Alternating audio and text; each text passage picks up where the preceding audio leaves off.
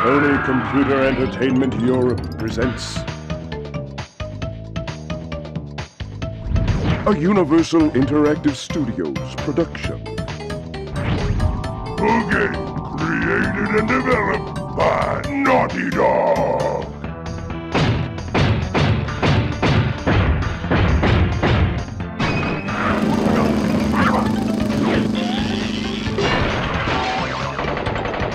Crash Bandicoot 4.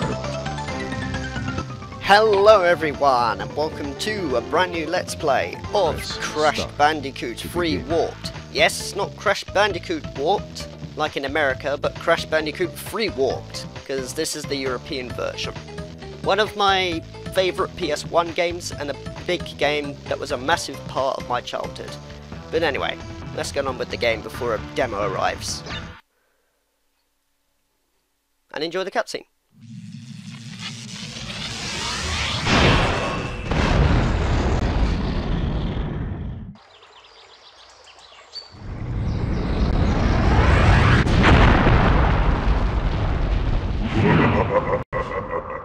Free at last.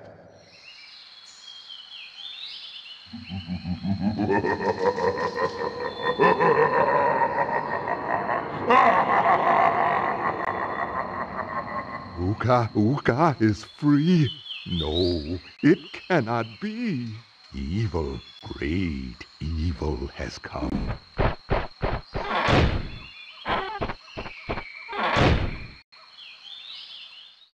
None have dared to fail the brave Uka even once. But you, Cortex, you have failed me twice. Great Uka, it was that infernal Bandicoot. From deep inside my temple prison, I sent you simple instructions to follow. But you lost the gems, you lost the crystals, and I have lost my patience.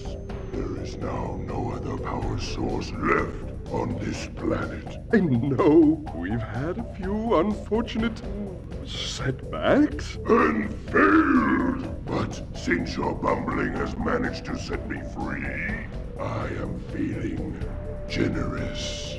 There is still a way for us to amass the power needed to enslave this miserable planet. And this time the great Uka will make sure that you do it right! After many eons, my evil twin, Uka, has been freed from his underground prison. Long ago, I locked him there to protect the world from his malice. Now, free once again, he must be stopped.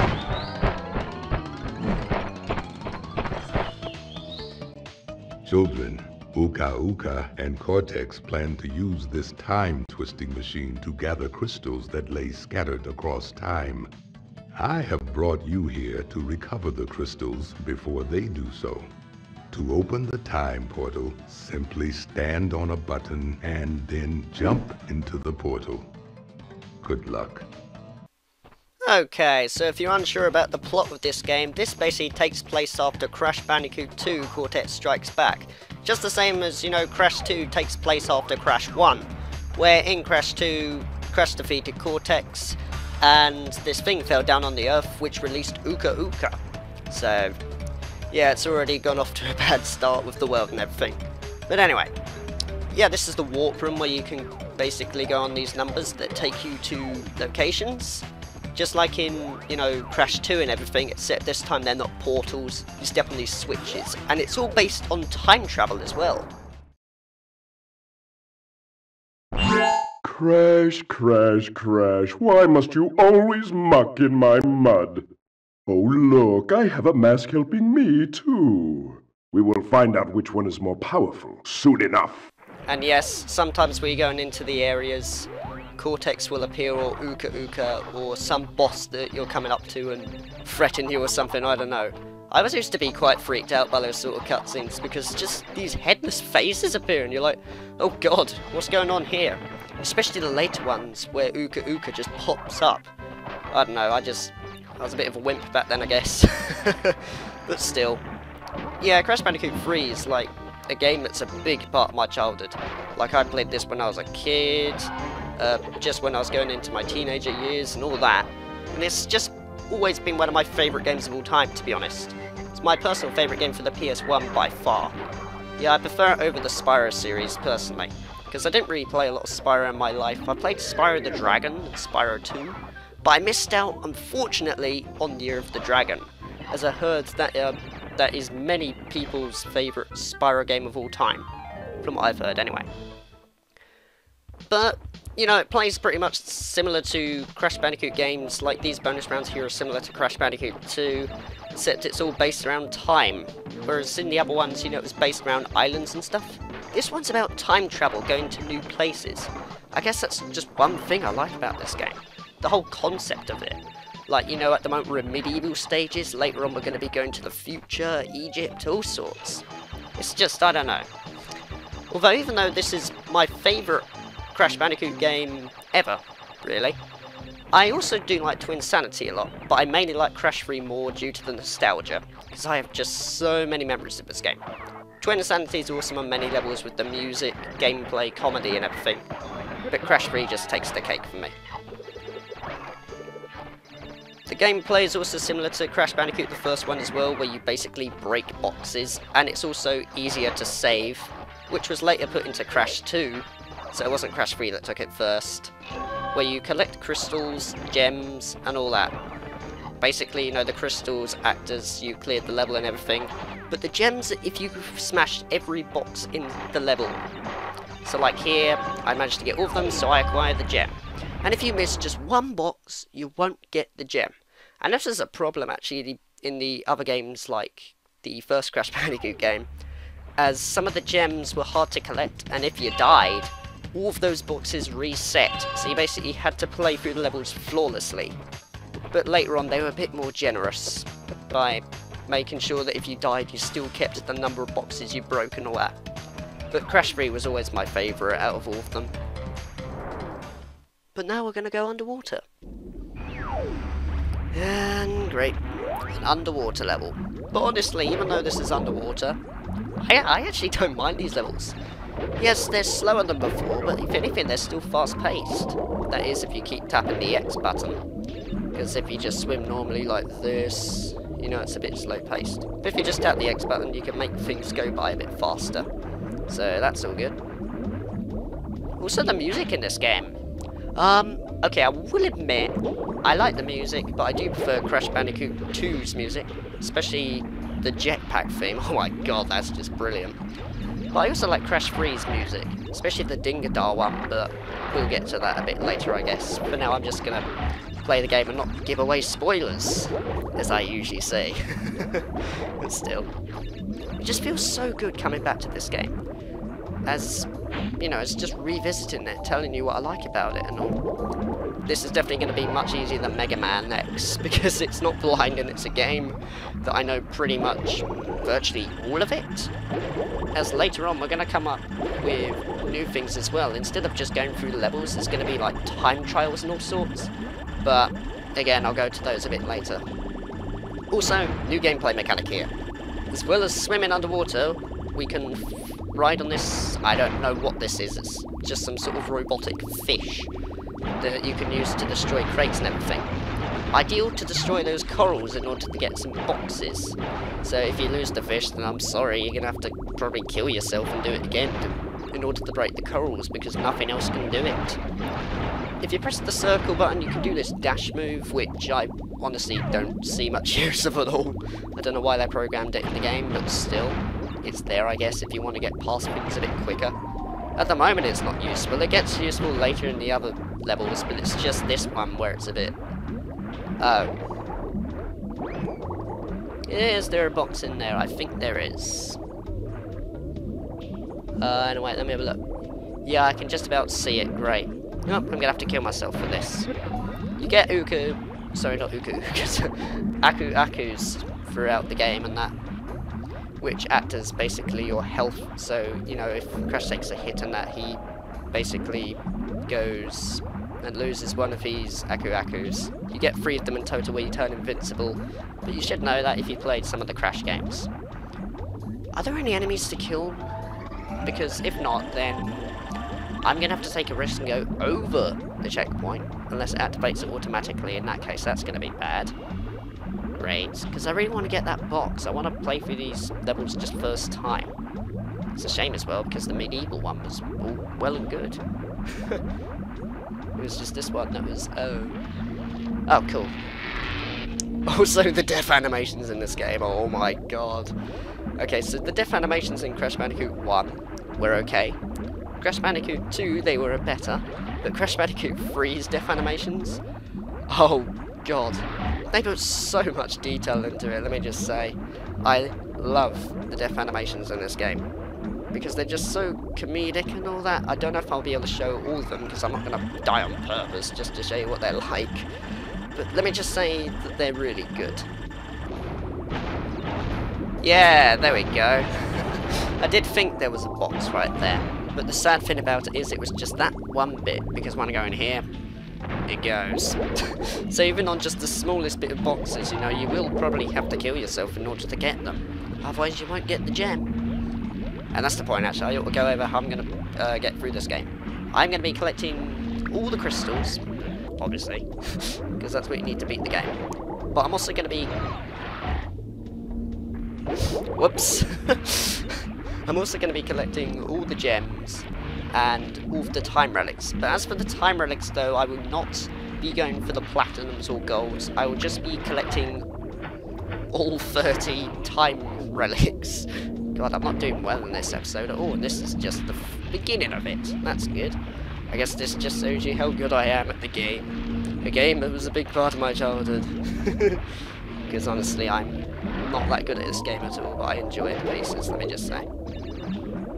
But yeah, for the time relics, I'm not going to be going for all gold, all platinum. I'm just going to be going to collect all 30 time relics. But like I said, I'll cover those a bit later, so I guess I'll button it for now then. Good god, so many explosions. I also approve of some of the sound effects in here. I think they're very well done, and that what the PlayStation's hardware could do. Not to mention this game was released in 1990, I think it was 1998. I don't know, if I'm wrong I'll correct myself with an annotation or something, because I haven't done that in a while. Especially with Mega Man X Blind. Ah, oh, good. So I did collect everything, and we got the gem. Sweet. Okay, so basically when you exit out of the level you get given like a crystal and a gem and all that. You see those keys up there, they are the time relics, but I'm not going to go over those until I've cleared this whole area, and then just speed it up as a montage, but again, we'll get to that a bit later. Now time for one of my most memorable moments of the game, these parts. Now you couldn't really play as Coco in Crash Bandicoot 1 or 2, well, you can here. So Coco levels, they're sort of like, you could say, a mock speed section, but in control, let's just say. You can actually control yourself this time. But one thing I never got with this is, you know, why put a jumping mechanic for Coco if she never uses it? Perhaps maybe there was a beta version of this game? I'm not too sure, but still. Anyway, these levels, you basically ride this tiger of yours. I don't know the name of it, because I'm amazing with the cast of Crash Bandicoot. So I'll put that up as an annotation, I guess, to correct myself. If you hold down the circle button, you can make it easier for yourself by dashing, in case you want to go across larger gaps or reach boxes and everything. But the problem you got to know here is when you do these levels, if you miss a box, the idea is to kill yourself and not hit a checkpoint if you want to get through these first time and all. Not to mention that it also has some pretty nice music as well. And I just missed that grade, so I'm going to have to kill myself. Hopefully I will not hit a checkpoint, because I want to get those boxes. Also, her death animation is pretty sweet. She just falls off our tiger and then just spins around like she's knocked out, I guess. But this is what I mean with, like, the time travel mechanics. Basically, now we're in China. Well, maybe it's not time travel, but, you know, just travelling the places around the world, I guess. Either way, it's a really nice concept. And hopefully I haven't missed a box, because that would be pretty embarrassing. But god, sometimes this game does get very hard. Especially trying to acquire those platinum relics, which is why I am not going to make that an ambition for this LP. If I can't get through Mario vs Donkey Kong flawlessly, then I'm pretty sure I can't really get all the platinum relics first time without any mistakes. But still.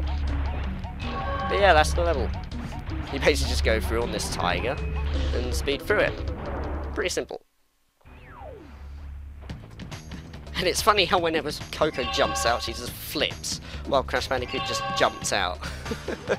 I guess she's more acrobatic, I guess, but still. And you know Coco just took the limelight from Crash here. Well, Crash is going to go back, this time in Boneyard instead. Ooga Ooga and Cortex want Tiny get crystals and bring them to Big Colosseum in Rome. Crash! Leave them for Tiny, or Crash get crushed! Was that perhaps a hint to a character coming soon in the Crash series?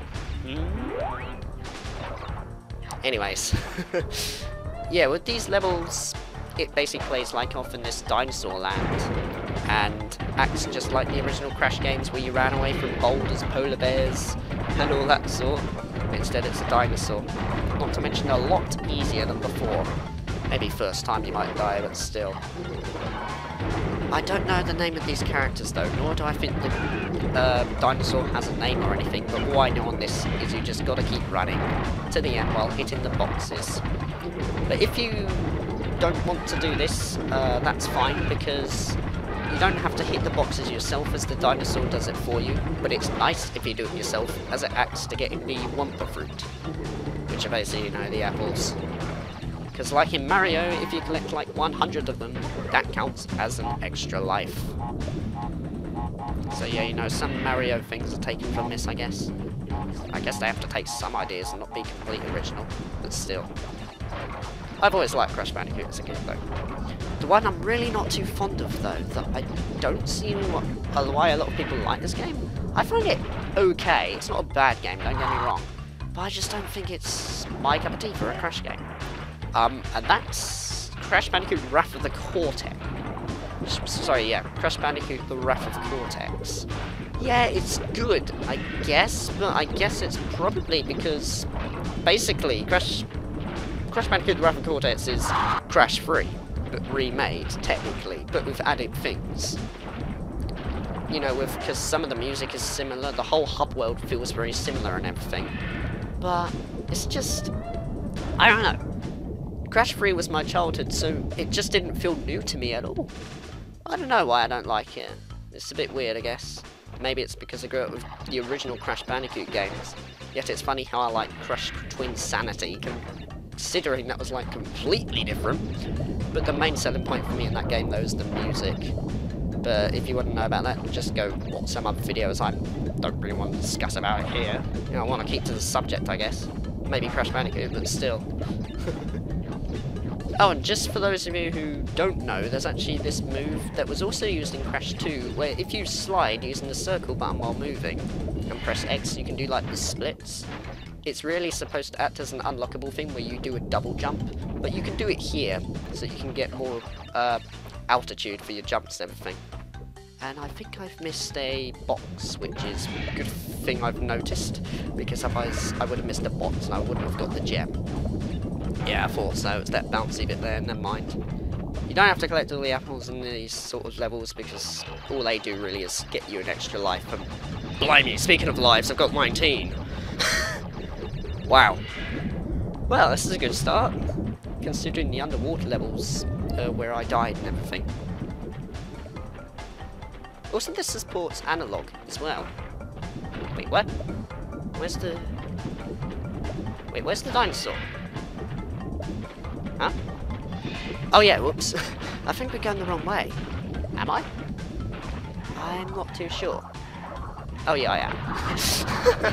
I was gonna say, I was like, wait, what? I was thinking, hang on, did I glitch the game? Because the dinosaur wasn't appearing, but I just forgot to go this way, I guess. Still. This. Hopefully I can do this right. Yep, thought so. It helps with analog in this game, because some PS1 games only support, you know, just the D-pad. like Crash Bandicoot 2 and 1 only supported the D-pad, but Crash 3 luckily supported analog when the DualShock PS1 controller came out. And that was the one that I grew up with, so I guess I was pretty lucky with that. Still. Get the feeling there's going to be that dinosaur again. And 20 lives, wow. Before you know it, we're going to reach the numbers of 69 at some point. I don't know. Still. Also, again, you know, the music in this level, sort of atmospheric. I would have said that not much of it is catchy. I find Crash Bandicoot 2's OST so catchy, but this was just more atmospheric. It's like, you know what I was saying about Rayman 2 for the N64? Yeah, it's not really catchy, but it's just atmospheric in a way. Well, at least I knew that was the last box. Okay, there we go. We got the gem, we got the crystal, so now we can exit out of here. Okay, we're on a roll this episode, so pretty much all the levels I've gone by, we've only done, like, crystals and gems, which is what I wanted. There may be a second gem in there, but that counts towards getting the coloured gems later. But I'll go over that a bit earlier, and this is definitely becoming a catchphrase. Still. With that though, it's been around 23 minutes, and honestly this is a game where the videos might be a bit longer, as there's an awful lot of stuff to do, and if I made it short, I just wouldn't get much done at all. So, I reckon we're going to end this episode off here. In the next episode of Crash Bandicoot 3 Warped, we will be finishing off the first world, and possibly going over the time relics. And I'm just quickly going to save my game. But what am I going to call myself? You know what, I'm just going to call myself Cowham because I'm really boring. I was thinking of Crash, but might as well just call myself by my username. There we go. Yeah, this is basically how you save the game. You can copy, delete, whatever you want to do, which is something that I might be doing as I need to create a practice file at some point. But I can't really see myself practicing it that much, as I just remember too much from this game from my childhood. Anyway, take care guys, and I will see you in the next episode of Crash Bandicoot 3 Warped.